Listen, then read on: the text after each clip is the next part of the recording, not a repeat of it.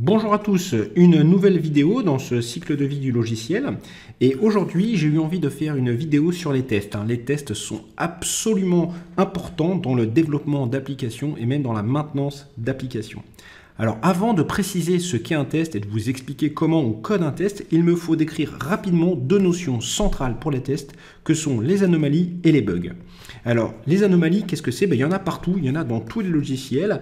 Donc là nous avons des logiciels et nous avons surtout un utilisateur. Regardez, il se prend la tête, il n'est pas content. Pourquoi? Parce qu'il observe des anomalies sur son logiciel, c'est-à-dire que le logiciel ne fonctionne pas comme il devrait, il plante, il rame, il est moche, ce que vous voulez, bref, ça ne va pas. Donc pourquoi ça ne va pas? Parce qu'il y a des bugs. En fait, les bugs, ils sont dans le code source. Donc ce sont des erreurs de codage qu'a fait le développeur. D'accord? Et donc, du coup, on a une hypothèse centrale dans le test, c'est que si jamais l'utilisateur voit une anomalie dans son application, c'est parce qu'il y a des bugs dans le code. Et ça, c'est très important parce que du coup, on va pouvoir les fixer, corriger ces bugs et ainsi ne plus voir les anomalies. C'est le principe du test. Le principe du test, voire même, c'est plutôt d'observer les anomalies, d'aller chercher les anomalies. Bien, alors qu'est-ce qu'un test et surtout qu'est-ce qu'un testeur? Un test et surtout un test efficace, le but c'est qu'il trouve les anomalies et surtout pourquoi? Parce qu'il doit les trouver avant que l'utilisateur trouve l'anomalie. Donc tester, finalement c'est chercher des anomalies. Vous voyez ici, j'ai mon petit testeur, il est là, et lui il va essayer de chercher les anomalies. Donc il va manipuler l'application, regarder les composants de l'application ou voire même regarder le code, et il va essayer de chercher, de trouver les anomalies. Du coup, on a cette notion qui est très importante du bon testeur. Qu'est-ce que c'est qu'un bon testeur? Un bon testeur, c'est celui qui trouve des anomalies. Imaginons, vous êtes développeur, vous avez développé votre propre application. Vous savez que vous n'êtes pas parfait, vous savez qu'il y a forcément des bugs dans votre code. Donc qu'est-ce que vous voulez faire? Vous voulez tester votre application et vous allez donner votre application à un bon testeur. Vous donnez votre application, ce testeur revient et vous dit j'ai pas trouvé d'anomalie, pour moi il n'y a pas de bug. Non, ça veut dire qu'il n'est pas bon testeur. Un bon testeur au contraire doit vous dire j'ai trouvé plein d'anomalies, ça veut dire qu'il y a des bugs. Et donc du coup si vous travaillez avec un bon testeur, vous qui êtes un bon programmeur, vous allez pouvoir fixer les anomalies, les corriger. Donc on a bien deux individus, le bon testeur qui lui, son seul objectif c'est de trouver les anomalies, il est content lorsqu'il a trouvé des anomalies. Le bon programmeur, lui, il ne doit pas avoir peur des anomalies, c'est normal, il y en a. Mais surtout, il doit pouvoir les fixer, les corriger, et ça le plus rapidement possible, bien sûr. Donc comment tester? En fait, on verra qu'il y a différents tests possibles, tests de validation, tests d'intégration et tests unitaires, mais qu'à chaque fois pour tester, on a ces trois étapes. Première étape, il faut mettre l'objet qu'on veut tester dans un état particulier, l'état initial. Une fois qu'on a mis cet objet dans l'état initial, on va lui faire exécuter des traitements. Traitement 1, traitement 2, traitement 3, etc., etc. À la fin, on va vérifier le résultat obtenu, donc RO pour résultat obtenu, et on a une hypothèse qui est centrale là encore dans le test. Si le résultat obtenu est différent du résultat attendu, donc on a cette notion de résultat attendu, on s'attendait à voir quelque chose, et bien si jamais le résultat obtenu est différent du résultat attendu, alors il y a une anomalie, donc un bug. Donc du coup, pour définir un test, il y a trois choses à faire qui correspondent aux ces trois points de cette méthode. C'est préciser l'état initial de l'objet à tester, préciser la suite des traitements à effectuer, et enfin préciser ce fameux résultat attendu,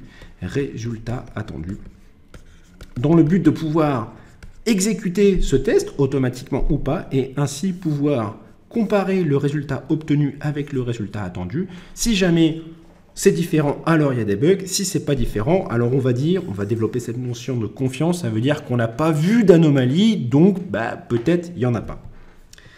Bien, alors on a trois types de tests, trois niveaux d'abstraction au niveau des tests. Les tests de validation, les tests d'intégration et les tests unitaires. Alors, au niveau le plus haut, on a le test de validation. Alors lui, il va considérer comme objet de test l'application comme une seule boîte, une boîte noire, on pourrait dire. Et en fait, il va regarder l'application comme si c'était un utilisateur. Donc, le but de ce test, c'est de vérifier l'absence d'anomalie, donc de bug, au niveau utilisateur. Donc, je teste l'application comme si j'étais un utilisateur. Si je descends d'un niveau d'abstraction, j'ai Les tests d'intégration. Donc là, je sais que mon application est constituée de différents composants. Le composant C1 ici, le composant C2, le composant C3. Ces composants interagissent entre eux. Donc voilà, le composant C3 va utiliser le composant C2 et le composant C1 va utiliser le composant C2. Donc je vais pouvoir tester un petit peu chacun de ces composants et vérifier qu'ils s'intègrent bien les uns avec les autres. Donc si jamais je veux tester le composant C2, eh bien je vais vérifier qu'il fournit bien les services attendus par C1 et il fournit bien les services attendus par C3. Ainsi, si j'ai bien testé mon composant C2, lorsque je ferai l'assemblage de ces composants, je sais que je n'aurai pas de bug, donc je sais qu'il n'y aura pas d'anomalie derrière. Au dernier niveau, au niveau le plus bas de ces niveaux d'abstraction, j'ai le test unitaire. Donc là, je sais que chacun de mes composants est constitué de plusieurs unités. Si je suis en Java, par exemple, ces unités seront des classes.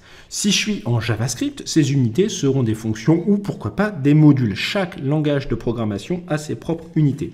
Un test unitaire va tester une unité en particulier, donc un bout de code en fait. Et l'objectif ici, c'est de vérifier que le bout de code ne contient pas de bugs. On va encore une fois chercher des anomalies. Et si on ne trouve pas d'anomalies, on va se dire, bon, ben, peut-être qu'il n'y a pas trop de bugs. Donc voilà, 3 niveaux d'abstraction. Le plus haut, le niveau test de validation, ensuite test d'intégration et au plus bas, les tests unitaires. Alors qu'est-ce que je vais faire maintenant? Je vais vous expliquer comment on peut coder ces fameux tests et je vais commencer par le niveau le plus bas. Ensuite, je vous présenterai les tests d'intégration et enfin des tests de validation. Alors le test unitaire, c'est le test le plus connu parce que c'est très proche du développeur. Donc on va tester une unité de code, c'est-à-dire un tout petit bout de code. On va commencer par tester la fonction, qui est l'unité quasiment la plus basse, quel que soit le langage de programmation. Ici, je vous propose de tester une fonction très simple. C'est une fonction qui fait une division entre un numérateur et un dénominateur et qui retourne un double. Et en fait, je vais vous présenter certains principes qui sont relativement simples lorsqu'on teste une fonction. Ces principes, les voici, c'est de tester au cas limite, de tester quand même un tout petit peu les cas simples et surtout de ne pas trop tester. On va tester, je dirais, ces cas limites, ces cas simples, et puis en principe, s'il y avait des bugs, on aurait dû les détecter avec ces tests, c'est pas la peine d'aller bien plus loin. Alors voilà, ici je vous présente un test, donc j'ai utilisé JUnit, mais je ne présenterai pas plus JUnit dans cette vidéo. Donc j'ai codé ce test, et vous voyez qu'est-ce que je fais? Je demande à exécuter l'opération div, qui est ici la fonction div, et je veux diviser 10 divisé par 0. Alors on sait que en principe ça doit retourner plus l'infini, donc c'est ce que je montre ici, assert equal, donc je m'attends à recevoir ça, c'est le résultat attendu, je m'attends à recevoir positive infinity, posinf il est là, donc ça c'est le résultat obtenu. Or 0,1 c'est parce qu'assert equal a besoin d'une précision de l'erreur ici. Donc vous voyez mon test ici, pose la question, est-ce que si je divise 10 par 0, j'obtiens bien positive infinity? J'ai un autre test ici, moins 10 par 0, est-ce que lorsque je divise moins 10 par 0, est-ce que, donc là en principe le résultat attendu c'est plus l'infini, le résultat attendu ici c'est moins l'infini. Voilà ce que font ces tests, donc là j'ai bien les tests au cas limite. Ce deuxième test, c'est les tests de cas simples, simple cases. Donc je divise 10 divisé par 2, et vous voyez que je dois recevoir 5. Je divise moins divisé par 2, je dois recevoir moins 5. Et je divise 10 par 3, je dois obtenir 3,33 à 0,1 près. D'accord? Donc voilà, donc ça c'est un principe simple. On devrait pouvoir tester toutes nos fonctions comme ça, au cas limite, et les cas simples. Et puis bien sûr, vous voyez que là, c'est pas la peine de rajouter. Je ne vais pas faire toutes les divisions possibles.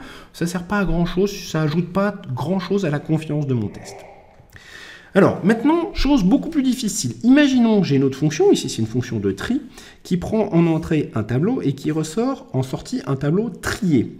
Là, je ne sais pas appliquer les principes que j'ai présentés dans le slide d'avant. Je ne sais pas ce que sont les limites, et puis je ne sais pas ce que sont les cas simples.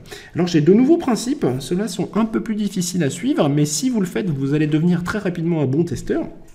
Donc le premier principe, c'est de coder un oracle. Qu'est-ce qu'un oracle? Je l'ai codé ici. Un oracle, c'est une fonction qui va vérifier la sortie, qui va vérifier que la fonction fait bien ce qu'elle doit faire. Donc vous voyez ici, j'ai codé isSorted, qui est très simple en fait. Je vais itérer sur les cases d'un tableau, tac, tac, tac, tac, donc j'ai une boucle for, tout simplement, et je vais vérifier que celui-ci est bien inférieur au suivant. D'accord? S'il est supérieur, donc si si celui-là est inférieur à celui d'avant, là, eh bien retourne false, donc ça veut dire que c'est pas normal. En gros, ici, si j'ai 5, puis ensuite si j'ai 3, vous voyez, si le suivant est plus petit que celui d'avant, hein, c'est bien le cas ici, eh bien c'est pas normal, c'est que mon tableau est pas trié, j'aurais dû avoir 3, bien 5, 8, et puis je sais pas quel autre chiffre. Donc un oracle, si j'essaye de synthétiser, c'est une fonction dont l'objectif est de vérifier, donc ça va vérifier que ma fonction ici, donc mon tri, a été bien faite. Donc très bien, j'ai un oracle, mais ça ne me suffit pas pour coder mon test. Le deuxième principe, c'est de coder un générateur aléatoire. Donc là, c'est l'objectif de cette deuxième fonction. Qu'est-ce qu'un générateur aléatoire? C'est encore une simple fonction qui va créer de toutes pièces un tableau. Donc d'abord, je définis de manière aléatoire la taille, entre 0 et 9. Donc je vais avoir un tableau par exemple de 3 cases. Et ensuite, pour chacune des cases, je vais donner une valeur ici, entre 0 et 99. Donc, par exemple, 53, 87, et puis 5. Voilà, je vais donner un ordre, je vais donner des valeurs à chacune de ces cases. D'accord? Donc ça, c'est juste un générateur d'entrée. Donc du coup, il me suffit d'appliquer le dernier principe, de générer plusieurs fois le test. Qu'est-ce que je vais faire? Donc là, j'ai une boucle for, vous voyez. Donc je vais le tester 10 fois. Qu'est-ce que je vais faire? Je vais générer un tableau en entrée. Et puis, je vais le demander à ma fonction de le trier. Donc ça, c'est mon input. Vous voyez, tac, tac, tac, tac, qui est là. Et ensuite, je vais utiliser mon oracle pour vérifier que c'est bien trié. Voilà, donc ça, c'est un test. C'est un test qui est plutôt long à coder, il faut avouer. Mais là, j'ai pleinement testé ma fonction. Sort, j'ai pleinement fait un test unitaire sur la fonction en utilisant ces nouveaux principes, coder un oracle, utiliser un générateur aléatoire et puis effectuer plusieurs fois le test. Je me dis que si je fais ça 10, peut-être 50 ou 100 fois, je devrais avoir une relative confiance sur ma fonction. Allez, on continue avec ces tests unitaires qui sont pas si simples que ça à faire, hein, finalement. Donc là, maintenant, je vais vous présenter comment on doit coder un test unitaire qui cible un objet. Voilà. Donc l'unité, là, ici, c'est l'objet. Donc là, voilà la classe de l'objet. Donc c'est une pile toute simple, avec une méthode pour déposer un élément en haut de la pile, une méthode pour enlever un élément en haut de la pile, voilà la taille maximum de la pile, et puis la taille courante, et puis à l'intérieur. Voilà. Donc, qu'est-ce que je dois faire? Eh bien, c'est deux principes nouveaux lorsque je dois tester un objet. Premier principe, tester chacune des méthodes. Donc là, ici, j'ai deux tests qui testent chacune des méthodes. Ici, je vais tester la méthode put. Donc, je vais essayer d'en mettre plus que le bord, hein, d'accord? Donc, je rajoute, et je vérifie que j'ai beau en rajouter, c'est pas la peine. Les derniers ne sont pas du tout considérés. Et ici, j'en enlève, et puis je vérifie qu'à la fin, quand je demande d'en enlever, il n'y a plus rien. Donc, j'ai bien nul.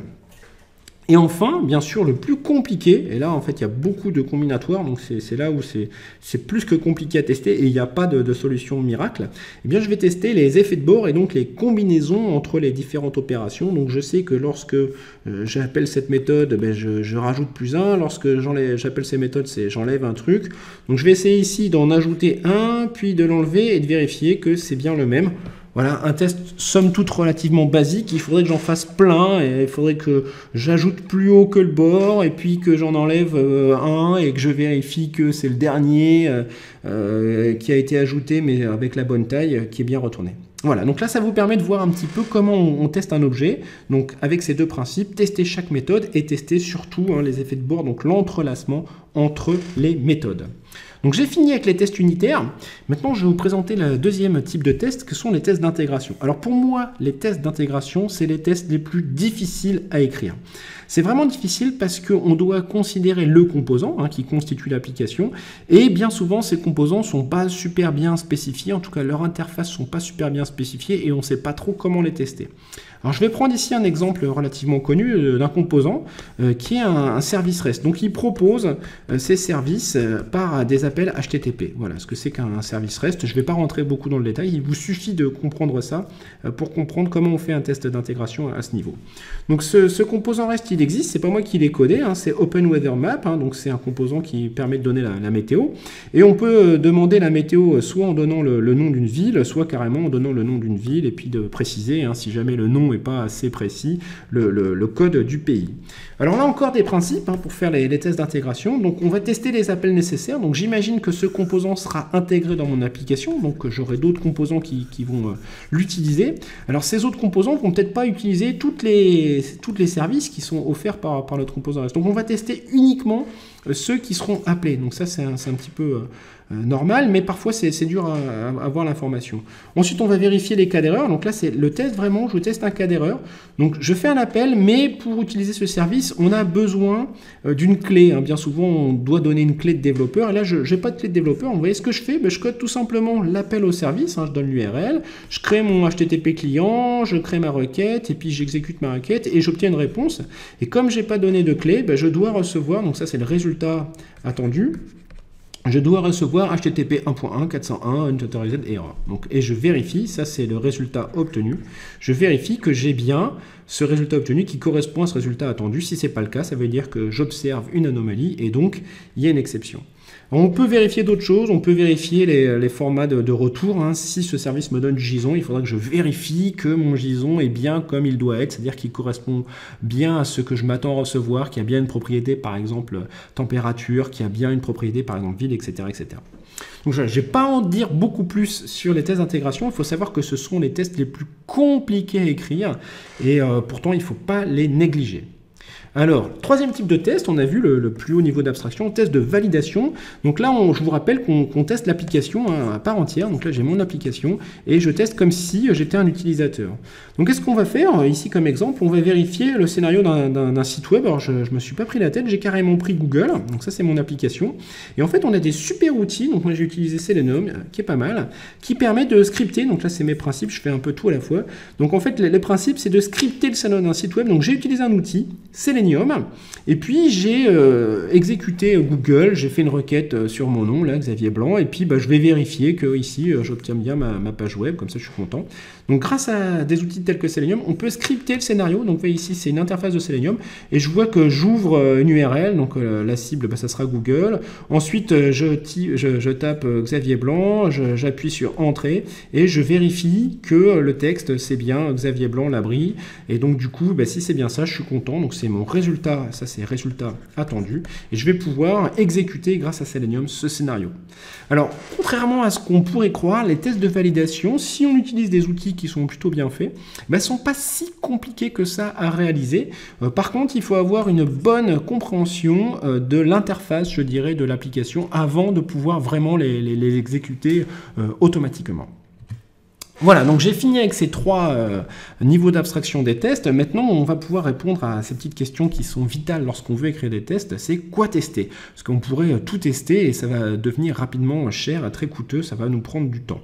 Alors quoi tester? Lorsqu'on fait des tests unitaires, c'est mon principe. Je vous conseille de tester le code complexe. Donc ne testez pas si vous êtes en Java, ne testez pas, c'est ce que j'ai écrit ici, les data transfer object, là, ne testez pas les classes qui transfert, je l'écris object. Ne testez pas les classes qui contiennent uniquement des propriétés avec des getters et des setters, en gros qui sont des petites bases de données. Testez avant tout le code complexe, le code critique, le code qui est vraiment central pour votre business, parce que vous avez vu que écrire des tests unitaires, on a des principes, on sait comment il faut le faire. Mais ça reste coûteux, il va peut-être falloir coder des oracles, coder des générateurs aléatoires, etc., etc. Il y a une notion qui peut être intéressante, mais faites attention. Cette notion de couverture, certains outils de qualité vous conseillent de tester, je ne sais pas, 70% des unités de votre code pour avoir confiance. C'est un peu dangereux, Moi je conseillerais plutôt de dire il faut tester 100% du code critique, 100% du code complexe. Donc ça c'est beaucoup plus avantageux à mon avis si on suit cette approche. Voilà, donc ça c'est pour les tests unitaires. Qu'est-ce qu'on teste? Le code complexe, le code critique. Test d'intégration, je vous l'ai dit, coder des tests d'intégration, c'est super compliqué. Donc essayez de focaliser sur les interactions complexes et des composants critiques. N'oubliez pas de tester les appelants et les appelés. Donc bien souvent, lorsqu'on a deux composants, un qui appelle donc C1 qui appelle C2, on va tester principalement C2 pour vérifier qui renvoie bien les bonnes réponses, et on oublie de tester C1. Et parfois le bug, c'est que C1 appelle un service, mais on s'est trompé dans l'orthographe, on s'est trompé dans la requête, et donc du coup ce service n'existe pas. Donc il faut aussi tester les appelants, ça c'est assez compliqué, mais il faut le faire. Et encore une fois, tester essentiellement les interactions complexes, ne testez pas tout, ne testez pas tous les enchaînements, c'est quasiment impossible à faire. Donc interaction complexe, composants critiques, appelant et appelé. Enfin, sur les tests de validation. Donc là, ce qui est bizarre, c'est qu'il faut tester les scénarios classiques. Les scénarios que tout le monde fera, parce que si jamais vous avez une anomalie sur un scénario classique, personne ne vous le pardonnera. Votre application va vite être rangée aux oubliettes. Beaucoup plus compliqué, les scénarios imprévus. Et là, je suis émerveillé parfois de voir des testeurs qui ont réussi à montrer une anomalie, mais en faisant un chemin d'exécution qui est complètement impossible. Alors, il y a des choses qui existent. Monkey Test, donc en gros, l'idée, c'est de laisser votre application à un singe qui va appuyer sur tous les boutons et qui va voir si votre application ne crache pas. Il y a des outils qui permettent d'automatiser ces tests-là, c'est assez sympa. Voilà, donc j'espère maintenant que vous savez à peu près quoi tester. Donc unitaire, code complexe, intégration, interaction complexe, appelant, n'oubliez pas les appelants, les appeler, validation, d'abord les scénarios classiques et ensuite les scénarios imprévus. Quand tester? Ah, ça c'est beaucoup plus marrant et là on verra qu'il y a différentes pratiques. Alors pour préciser ce point, quand tester, j'ai eu envie de préciser deux actions du test. Alors d'abord, quand on fait des tests, on définit les tests. Ça veut dire qu'on les code, on écrit, on spécifie. Écrire, spécifier, on spécifie les tests. Spécifier. Ensuite, une fois qu'ils sont codés, une fois qu'ils sont écrits, une fois qu'ils sont spécifiés, eh bien, on va pouvoir jouer les tests, on va pouvoir les exécuter. Bien sûr, pour pouvoir les exécuter, il faut avoir l'objet dans l'état initial, etc. Sur le code, eh ben, on code. Bien sûr, on code, on construit notre classe, notre composant, notre application, et on fixe. Voilà, et donc du coup, avec ces quatre actions, deux actions pour le test, deux actions pour le code, je vais pouvoir vous montrer différentes méthodes qui répondent à la question quand tester. Alors la première méthode, la méthode classique, celle qu'on pourrait voir dans le cycle en V, alors je vous redirige sur ma vidéo sur les cycles, si vous ne savez pas ce que c'est que le cycle en V.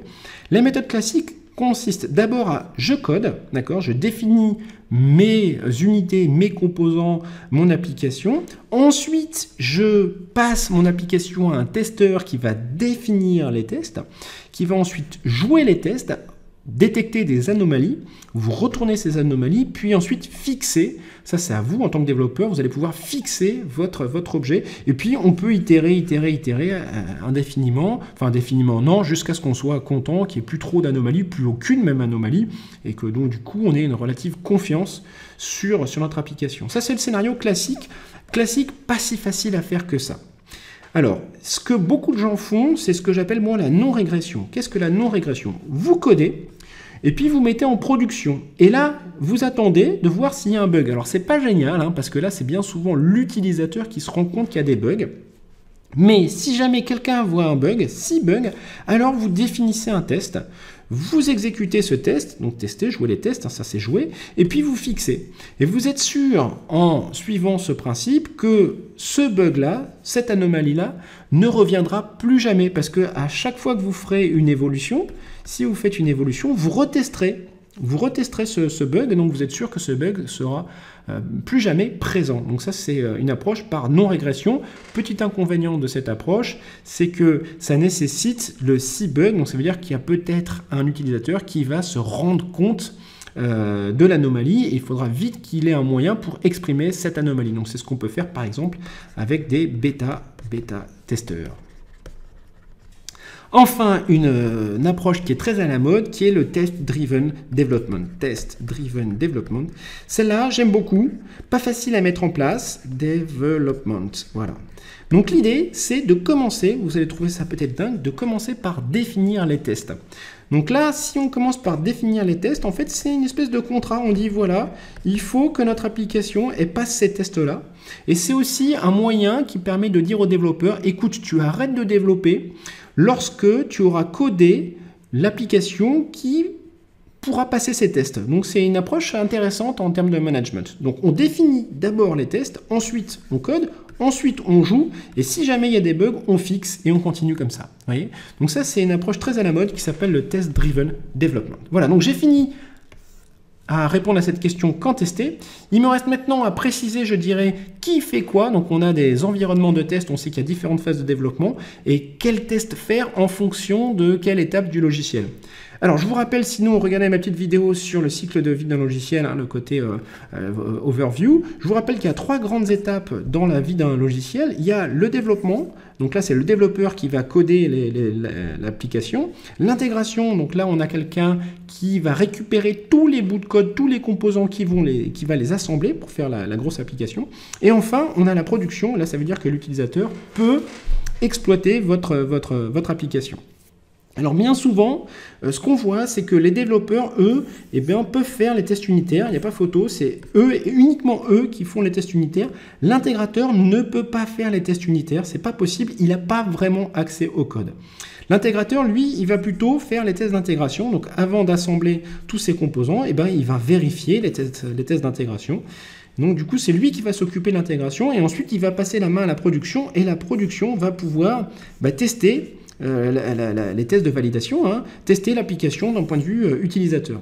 Alors, ce qui est mieux, c'est quand on peut anticiper chacun de ces tests. Donc, ce qui est mieux, c'est quand, au niveau intégration, on peut exécuter les tests de validation. Donc bien sûr, le petit souci, c'est qu'il faut avoir une machine qui reproduit un petit peu l'environnement tel qu'il est en production. Et encore mieux, c'est quand le développeur, lui, il peut carrément jouer lui aussi les tests de validation et les tests d'intégration. Donc là, l'idéal, c'est quand votre développeur, il a accès un petit environnement, là, tac, tac, tac, qui ressemble à 2 gouttes d'eau à l'environnement de production. Et donc lui-même, il va pouvoir effectuer les tests d'intégration et les tests de validation. Donc là, ce sont des pratiques qui commencent à venir à la mode, qui sont les pratiques DevOps, hein, où on va arrêter un petit peu ces murs-là, on va essayer de les casser. Et le but du jeu, c'est que le développeur puisse faire les tests unitaires, bien sûr, mais aussi les tests d'intégration et les tests de validation, et que lorsque le logiciel va avancer sur notre cycle de vie comme ça, eh bien la plupart des tests auront déjà été faits. Voilà, donc j'ai fini. J'ai juste à présenter une petite synthèse. Donc rappelez-vous que l'objectif du test, c'est bien sûr de diminuer le nombre de bugs, mais avant tout, quelle est la méthodologie? C'est d'observer, observer des anomalies, et ensuite je fixe les bugs, hein. C'est vraiment ça, fixer les bugs, hein. C'est vraiment ça le but du test. Donc n'essayez pas de faire des tests dans le but et de ne pas voir des anomalies. Quand on code un test, le but c'est vraiment de trouver des anomalies. Alors on a vu ces niveaux d'abstraction, donc unitaire qui est compris dans intégration et qui est compris dans validation. Donc là aussi, il faut bien comprendre que la plupart des bugs, on doit les lever avec les tests unitaires, hein. Ceux qui passent, c'est dommage, il faut les lever au niveau intégration, et ceux qui passent, c'est dommage, il faut les lever au niveau validation. Mais l'effort principal, il doit être fait ici, puis ici, et un tout petit peu ici. Il faut savoir que si ici vous levez une anomalie, ça va être beaucoup plus compliqué d'aller trouver la ligne de code, hein, dans laquelle contient le bug, hein, parce que le test de validation, bien sûr, il va jouer beaucoup d'endroits dans votre code. N'oubliez pas le principe, un seul et même principe pour tester, définir l'état initial, définir les traitements, les différents traitements, je vais mettre un S ici, et enfin le résultat attendu et le résultat obtenu, hein. Tester les petites pratiques que j'ai données, d'abord les éléments complexes, c'est vraiment important avant de chercher la couverture de code. Et n'oubliez pas, définissez un ordre. Est-ce que vous voulez définir les tests avant de coder? Est-ce que vous voulez coder, puis définir, puis tester? Quelle méthode vous voulez suivre pour faire vos tests? Et en précisant tout cela, vous allez gagner en qualité, c'est certain. À très bientôt!